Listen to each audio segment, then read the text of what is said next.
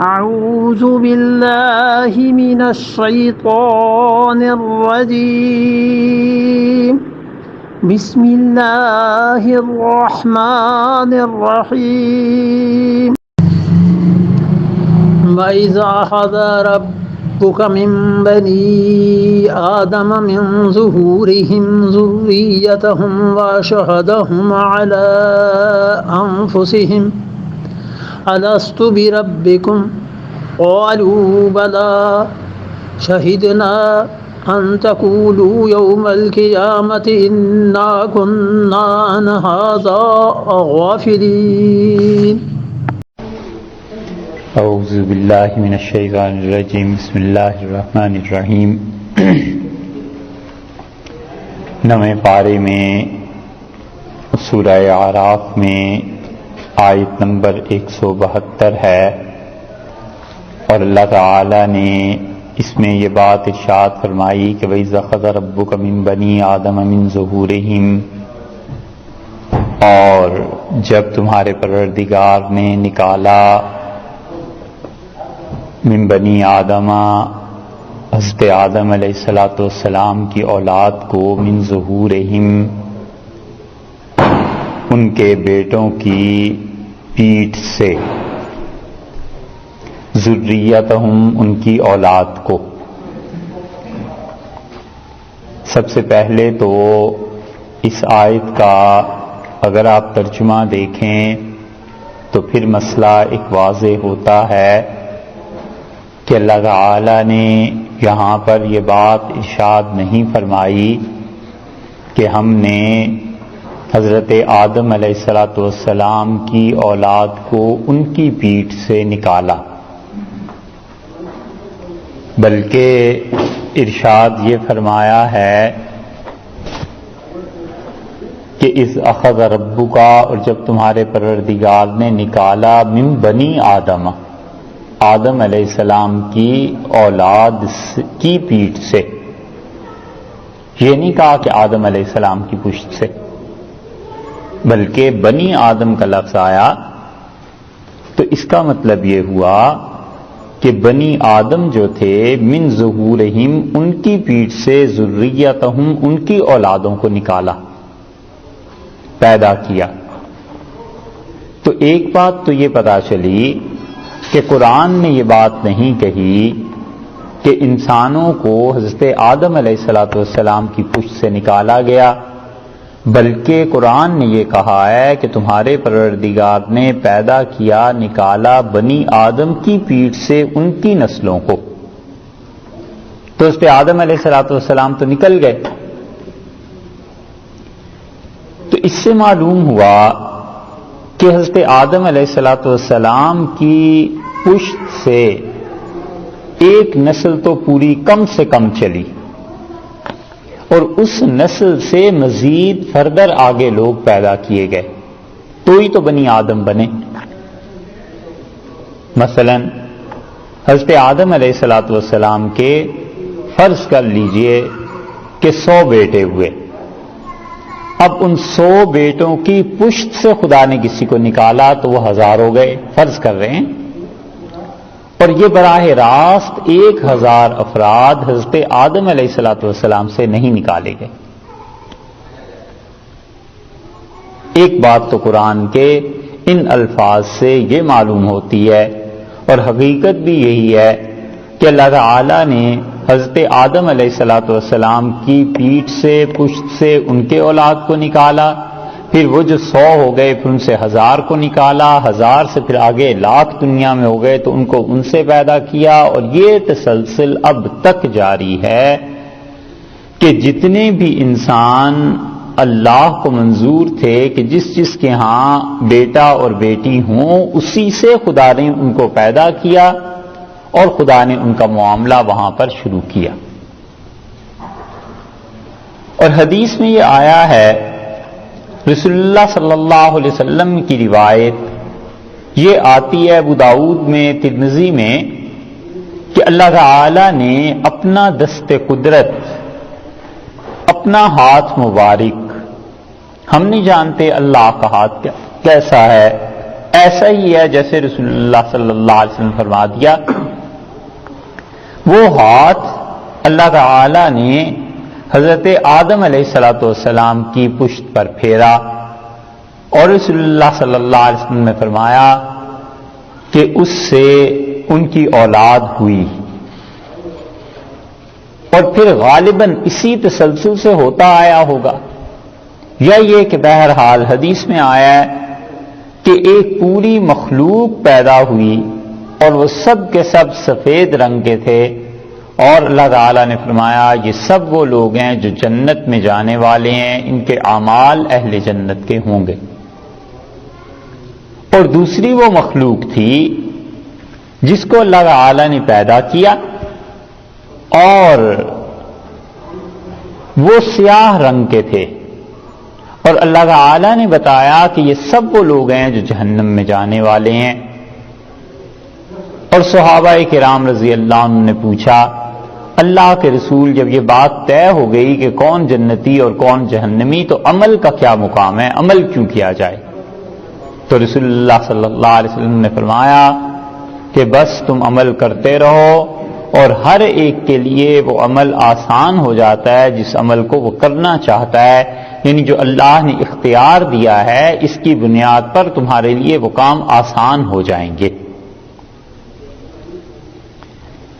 اور حضرت ابو درداء رضی اللہ عنہ کی ایک روایت اس باب میں آتی ہے، اس سے پتہ چلتا ہے کہ یہ جو اولاد پیدا کی گئی تھی یہ صرف روح نہیں تھی، کیونکہ روح جو ہے وہ ایک سیلف اس میں کیا کانسیپٹ ہو سکتا ہے کہ یہ سیاہ تھی یا سفید تھی یا اس میں چمک نظر آ رہی تھی، ضرور اس میں جسم کا کوئی نہ کوئی حصہ اور کوئی ایسی مادی چیز شامل ہوگی۔ اسی لیے حضرت ابو درداء رضی اللہ عنہ کی روایت میں آتا ہے کہ اس میں وہ جو چیز بھی شامل اللہ نے کی وہ اللہ ہی جانتے ہیں، مگر اس کی حالت چونٹیوں جیسی تھی کہ جیسے چونٹیاں ہوتی ہیں اس طرح انسانوں کو نکالا گیا۔ اور اللہ تعالی نے یہ کام کب کیا ہے؟ نسائی کی روایت میں آیا ہے کہ جب حضرت آدم علیہ السلام جنت سے زمین پر آ گئے تھے تو زمین میں یہ کام کیا ہے، زمین پہ یہ ساری چیزیں ہوئی۔ تو معلوم ہوا کہ اللہ تعالی نے حضرت آدم علیہ السلام کی پہلی نسل جو تھی کم سے کم، اس کے بعد پھر اس کی اولاد، پھر اس کی اولاد، پھر اس کی اولاد، خدا نے سب کو نکالا ہے۔ اور بعض روایات سے یہ بھی معلوم ہوتا ہے کہ یہ ایک مرتبہ نہیں بلکہ کئی مرتبہ بعض چیزیں عالم ارواح میں ہوئی ہیں۔ حضرت آدم علیہ السلام کا ان کی اولاد کو دکھانا، حضرت آدم علیہ السلام کو بتانا کہ یہ تمہارے اولاد ہے جن کو ہم نبوت دیں گے، یہ ساری چیزیں جو احادیث میں آئی ہیں، تو اس کائنات کا آغاز اللہ نے علم سے کیا ہے، نبوت سے کیا ہے، توحید سے اللہ نے اس انسانیت کا آغاز کیا ہے۔ اور قرآن یہ بتاتا ہے ہمیں کہ انسانیت کا علم جو تھا وہ توحید تھی، اس کی پہلا علم اور پہلا مذہب توحید تھی۔ انسان شرک سے توحید میں نہیں آیا بلکہ توحید سے شرک کی طرف چلا، کیونکہ زمین پر جب یہ واقعہ ہوا تو اللہ تعالی نے بتلایا کہ وَأَشْهَدَهُمْ عَلَىٰ أَنفُسِهِمْ، اور اللہ تعالی نے اقرار کروایا ان سے ان کی اپنی جانوں پر کہ تم سب خود اپنا دین بتاؤ، مذہب بتاؤ۔ اور اس کے لیے سوال یہ پوچھا کہ أَلَسْتُ بِرَبِّكُمْ، کیا میں نہیں ہوں تمہارا پروردگار؟ قالوا بلا، بولے کیوں نہیں؟ یہ نہیں کہا کہ ہاں یا جی، کیونکہ اگر یہ کہتے جی یا ہاں تو سوال کا جواب الٹا پڑ جاتا، کیا میں تمہارا پروردگار نہیں ہوں؟ جی، یعنی آپ میرے پروردگار ہمارے نہیں ہیں۔ قالوا بلا، انہوں نے کہا کیوں نہیں؟ سب سے پہلا حرف اللہ تعالی نے جو کہا ہے الست، اس میں الف آ گیا، اور مخلوق جو سب سے پہلا حرف بولی ہے وہ با آ گیا۔ قالوا بلا، لوگوں نے کہا کیوں نہیں؟ اب اگر کوئی آدمی یہ کہے کہ یہ چیز ہمیں تو یاد نہیں، تو اس کے کہنے کا کچھ معنی نہیں بنتا سوائے اس کے کہ دنیا اعتبار پر چلتی ہے. اب اگر کوئی کہے کہ مجھے تو اپنی پیدائش بھی یاد نہیں، تو ظاہر ہے کس کو یاد ہے؟ کوئی کہے مجھے کیا معلوم میرا باپ کون تھا، علیہ باللہ، تو جو دوسرے لفظوں میں کہہ رہا ہے وہ نہایت بےہودہ بات ہے. بس اسی طرح اللہ نے یہ جو کہہ دیا ہے کہ ایسا واقعہ ہوا ہے، اس کا مطلب یہ ہے کہ راوی سچے ہیں اور خبر سچی ہے. اللہ تعالیٰ نے فرما دیا اور جبریل امین نے رسول اللہ صلی اللہ علیہ وسلم کو بتا دیا اور نبی کریم صلی اللہ علیہ وسلم سے لے کر ہم تک مسلسل سند سے یہ قرآن پہنچا ہے. اس لیے یہ ساری بات سچائی پر مبنی ہوئی کہ اللہ نے فرمایا کہ ہم نے انہیں ان کی جان پر بھی گواہ بنایا اور ہم نے پوچھا کہ کیا میں تمہارا پروردگار نہیں ہوں؟ قالوا بلا، انہوں نے کہا اللہ کیوں نہیں، یعنی یقیناً آپ ہمارے رب ہیں. اور یہ ہے دلیل اس کی کہ اللہ نے انسانیت سے سب سے پہلے جو عہد لیا ہے وہ توحید کا ہے، وہ اللہ کی وحدانیت کا ہے اور اللہ تعالی کی ربوبیت کا ہے. یہاں پر اللہ تعالی نے یہ نہیں کہا کہ میں تمہارا الہ نہیں، میں تمہارا اللہ نہیں، بلکہ رب کے لفظ کو لائے ہیں.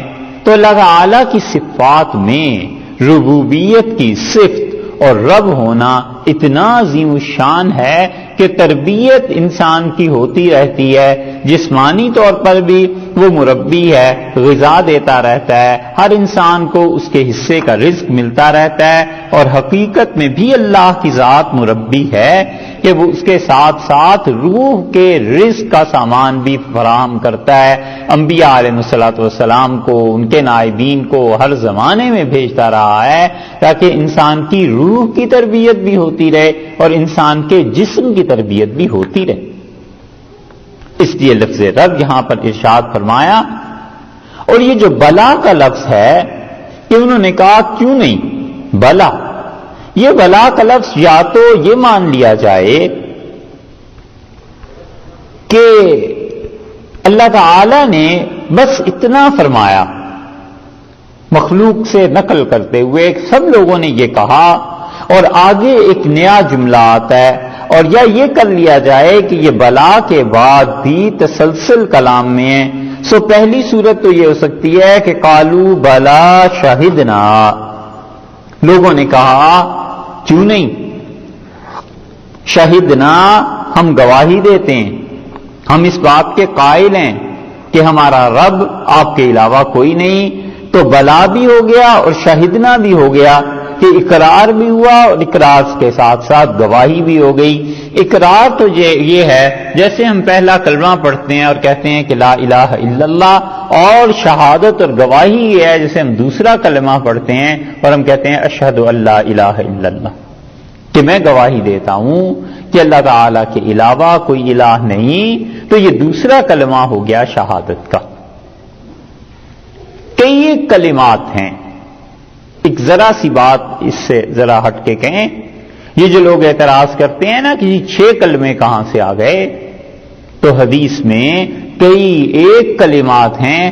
کسی زمانے میں کچھ حضرات نے حدیث کو پڑھ کے، ان ساری چیزوں کو پڑھ کے ان میں 6 کلمات منتخب کر لیے کہ ان کی فضیلت زیادہ ہے، ان کا ثواب زیادہ ہے، لہذا ہر مسلمان کو پڑھنے چاہیے. جیسے اب 9ویں پارے تک کچھ آیات ہیں، ہم نے آپ سے عرض کیا کہ یاد کر لینی چاہیے، انہیں پڑھنا چاہیے. اب کل کو کوئی آدمی انہی آیات کو لکھ کے الگ چھاپ دیتا ہے کہ جی یہ کسی نے کہا ہے کہ یہ آیات پڑھنی چاہیے. اب تیسری نسل آئے اور کہے اس کی کیا اصل ہے، تو اس کی اصل صرف اتنی ہی ہے کہ ان کلمات میں اللہ نے برکتیں رکھی ہیں، اللہ تعالی نے پڑھنے کا حکم دیا ہے، لہذا ان کو الگ کر دیا گیا انتظام کے طور پہ، پڑھنے کے طور پہ. اور انہیں بتایا گیا کہ ایک کلمہ یہ ہے، کلمہ کا مطلب ایک جملہ، دوسرا جملہ یہ پڑھا کرو، تیسرا یہ پڑھا کرو، چوتھا یہ پڑھا کرو، اس سے تمہیں ثواب ملے گا. اس طرح یہ 6 کلمات حدیث کی کتابوں سے نکال لیے گئے. اب کوئی آدمی کہے کہ 7واں کلمہ نکال لے، حدیث میں اور بھی بہت سے. لیکن ان 6 کلمات میں چونکہ بنیادی طور پر عقیدہ، اللہ کی وحدانیت، یہ سب چیزیں آ جاتی ہیں، اس لیے ان 6 کلمات کے متعلق ارشاد فرمایا گیا کہ ان کو پڑھو. عقیدہ آ جائے گا، صحیح عقیدہ آ جائے گا. اس اعتبار سے یہ سارا کام کیا گیا. تو خام خواہ اعتراض کرنا کہ یہ 6 کلمے کہاں سے آ گئے، یہ حدیث سے ہی آئے ہیں بھائی، کسی نے اپنے پاس سے نہیں بنا لیے. صرف یہ ہے کہ اس میں اللہ کی توحید، صحیح عقیدہ اور توبہ آ جاتی ہے کہ اللہ سے معافی مانگتا رہے انسان انہیں پڑھ کے اپنے گناہوں کی. اتنی سی بات ہے. اس کے لیے یہ کہنا کہ یہاں تو ایسے ایسے کلمات ہیں جن کا ثبوت ہی کوئی نہیں ملتا، ان کا ثبوت حدیث میں ہے. اور نبی کریم صلی اللہ علیہ وسلم نے ان چیزوں کے متعلق فرمایا ہے. تو یہ پہلی بات. تو کلام کا تسلسل رکھا گیا. قالوا بلا شہدنا، لوگوں نے کہا پروردگار کیوں نہیں، ہم قائل ہیں، البتہ آپ ہی ہمارے پروردگار ہیں. شہدنا، اے اللہ ہم نے اس بات کی شہادت دی، یعنی انک ربنا و الہنا، اللہ آپ ہی ہمارے رب ہیں اور اللہ آپ ہی ہمارے خدا اور مالک ہیں. ایک چیز. اور یا یہ کہا جائے کہ الستو بربکم، اللہ تعالیٰ نے ارشاد فرمایا، سوال کیا کہ کیا میں تمہارا پروردگار نہیں ہوں؟ قالوا بلا، لوگوں نے کہا کیوں نہیں. بس یہاں اتنی بات تو اللہ تعالیٰ نے کہی. اور آگے اللہ تعالیٰ فرماتے ہیں یہ مخلوق نے ہم سے یہ ہمارے سامنے اقرار کیا، شہدنا، اور ہم نے گواہی دی. شہدنا، ہم اس بات کی گواہی دیتے ہیں، یعنی یہ اللہ کا کلام مان لیا جائے کہ اللہ تعالیٰ اپنے متعلق فرماتے ہیں کہ ہم نے گواہی دی. اور اگر آپ اسے مخلوق کا کلام مان لیں تو پھر مطلب یہ ہے کہ لوگوں نے کہا ہم اس بات کی گواہی دیتے ہیں. دونوں ہی کی گنجائش ہے اور مفسرین دونوں اس طرف گئے ہیں، دونوں ہی طرف گئے ہیں. اور یہ جو آیا ہے کہ وَأَشْهَدَهُمْ عَلَىٰ أَنفُسِهِمْ، ہم نے انہیں ان کی جانوں پر گواہ بنا لیا. تو یہ جو شہادت ہے علی النفوس، لوگوں کا اپنی جان پر گواہ بننا، اس کی تائید یہاں سے بھی ہوتی ہے کہ شاہدنا اگر مخلوق کا کلام مانا جائے تو لوگوں نے کہا کہ اللہ ہم شہادت دیتے ہیں، ہم گواہی دیتے ہیں. اور اسی کو خدا نے پہلے ذکر کر دیا ہے کہ وَأَشْهَدَهُمْ عَلَىٰ أَنفُسِهِمْ، اور اللہ نے ان لوگوں کو ان کی جان پر گواہ بنایا. اور اس کا مطلب یہ ہوا کہ اللہ تعالی نے توحید کا عہد سب سے پہلے لیا اور اس توحید کو انسانوں کی فطرت میں شامل کر دیا. اور اللہ نے اپنی ذات پاک کی معرفت یہ انسانوں کے دل میں رکھ دی، انسانوں کی روح میں ڈال دی، ان کی طبیعت میں ڈال دی. یہ سب سے پہلا عہد تھا جو اس پہ آدم علیہ السلام کی اولاد سے لیا گیا ہے. اور یہ بہت بڑی گواہی ہے اس چیز کی کہ ہر انسان کی فطرت میں اللہ نے اپنی کشش رکھی ہے، اللہ نے اپنی محبت رکھی ہے. اور ہر انسان خدا کی محبت کی طرف پلٹتا ہے، لوٹتا ہے. بس بات اتنی سی ہے کہ انسان اپنی گمراہی سے اللہ کی اس محبت کے مقام پر کسی اور کو بٹھا دیتا ہے. محبت اللہ سے کرنی چاہیے تھی، وہ اس محبت کے مقام پر اپنے نفس کو بٹھا دیتا ہے اور اللہ کی اطاعت کی بجائے اپنے نفس کی اطاعت کرنے لگتا ہے، کیونکہ انسان کا نفس بھی اسے کھینچتا ہے اللہ کی معصیت کی طرف، نافرمانی کی طرف. اور اللہ تعالیٰ کو نہیں وہ مقام دیا، وہاں پر لینن کو بٹھا دیا، اسٹالن کو بٹھا دیا، کسی نظام کو بٹھا دیا، کوئی ازم لے آئے اس کو بٹھا دیا. لیکن اللہ نے جو کشش رکھی ہے انسان میں کہ وہ اللہ کی طرف رجوع کریں، اس کشش کا کوئی حل نہیں ہے سوائے اس کے کہ آدمی اللہ ہی کی طرف لوٹے. اور اللہ تعالی نے فرمایا کہ رجعا، تم کو لوٹ کر میری طرف آنا ہے. یہ اللہ تعالی نے جو کہا ہے انسانوں کو، اس کا عملاً ظہور ہو جاتا ہے اس وقت جب انسان اللہ کی طرف رجوع کرتا ہے. مصیبت، تکلیف، پریشانی کسی پر آ جائے زندگی میں، وہ ایک مرتبہ تو یہ کہہ ہی دیتا ہے جس لفظ سے بھی کہے کہ اللہ اس سے نجات دلا دے. اللہ تعالی نے انسانوں کی فطرت میں اپنی معرفت رکھ دی. اب یہ بات کہ لوگوں کو یاد نہیں ہے، ایسے بھی نہیں. بہت سے ایسے بھی گزرے ہیں جنہوں نے کہا ہمیں یہاں صرف یہ کہ وہ عہد یاد ہے، ہمیں تو یہ بھی یاد ہے کہ ہمارے سامنے کون کھڑا تھا، ہمارے دائیں کون تھا، بائیں کون تھا. اور اسی معنی میں کر کے رسول اللہ صلی اللہ علیہ وسلم نے فرمایا کہ جب لوگ پیدا کیے گئے تو وہ روحیں اللہ کا لشکر تھیں اور آپ نے فرمایا تم میں سے جس نے جس کو وہاں پہچان لیا اس عالم میں، وہ دنیا میں بھی آ کر ایک دوسرے کو پہچانیں گے، دوست بن جائیں گے. اور آپ نے فرمایا جو وہاں ایک دوسرے کو نہیں پہچان سکے، دنیا میں بھی آ کر وہ ایک دوسرے کو نہیں پہچان سکیں گے. تو اس محبت اور اس اجنبیت کا اثر اس دنیا پر پڑا ہے کہ انسانوں کو انسانوں سے ملنا پڑتا ہے، اور انسانوں کے ساتھ روابط، نفرت یا محبت یا اجنبیت بہرحال قائم کرتے ہیں. قالوا بلا شہدنا، لوگوں نے کہا کیوں نہیں اے پروردگار، ہم گواہی دیتے ہیں کہ آپ ہی ہمارے رب ہیں. اور یہ سب کچھ کیوں ہوا؟ ان تقولوا، کہ تم کہنے لگو، کہ کہیں یہ نہ کہنے لگو. یا ترجمہ کریں اس کا خالص اردو میں تو ان تقولوا، کہیں یہ نہ کہو. یا دوسرے محاورے میں ترجمہ کرے کہ کل کو کہو، کل کو کہو کہ اللہ نے معرفت ہی نہیں دی تھی. ہم پر اعتراض نہ آئے. دونوں اسکول آف تھاٹ جو ہیں بصرہ اور کوفہ کے، جو لغوی تھے، جیسے کہ پہلے گزرا، بعض حضرات کہتے ہیں کہ کراہت ان تقولوا، اس بات سے بچنے کے لیے، اس بات سے نفرت کے لیے کہ کل تم کو کہو کہ پروردگار ہم سے تو کوئی عہد لیا ہی نہیں گیا تھا. اور ایک کہتے ہیں لِأَلَّا تَقُولُوا، تاکہ کل تم کہیں یہ نہ کہنے لگو، کہیں یہ کہو کہ یوم القیامت، قیامت کے دن، کہ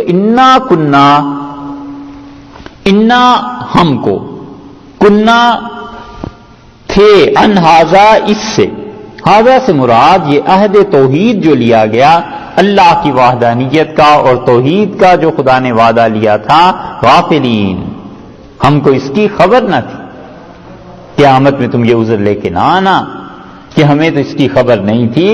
تمہیں خبر تھی، تمہارا اندر، تمہارا وجود اور تمہارا دل خود اس بات کی اقرار اور گواہی دیتا تھا کہ کوئی نہ کوئی ذات ہے، وہ جو اندر کی چیز ہے یہ وہ ہے. اللہ تعالی نے اس میں بھی مفسرین نے بحث کی ہے کہ کیا یہ حقیقتاً عہد ہوا تھا، یعنی اللہ تعالی نے کلام فرمایا تھا انسانوں سے یا نہیں کیا تھا. اور پھر مفسرین میں سے ایک جماعت اس طرف گئی ہے کہ وہ کہتے ہیں یہ کلام ایسے نہیں ہوا، بلکہ اللہ نے انسانوں کے دلوں میں ڈالا اور انسانوں کے دلوں نے گواہی دے دی کہ ہاں اللہ آپ ایسے ہیں، یقیناً ہیں. اور بعض مفسرین کہتے ہیں کہ قرآن جیسے اور بہت سی چیزیں حال کے طور پہ بیان کرتا ہے کہ ہم نے زمین و آسمان سے کہا کہ تم ہمارے مطیع اور فرما بردار ہو، تو یہ ضروری نہیں ہے کہ اللہ نے الفاظ کے ذریعے زمین و آسمان کو کہا ہو، بلکہ اللہ تعالیٰ نے بتایا کہ زمین و آسمان پر یہ وحی کی گئی، ایسے ہی انسانوں کے دلوں میں یہ ڈالا گیا. ایک بات تو اللہ تعالیٰ نے فرمایا کہ قیامت میں آ کے ہم سے یہ شکایت نہ کرنا کہ ان ھذا غافلین، اللہ ہم تیری توحید سے بے خبر تھے.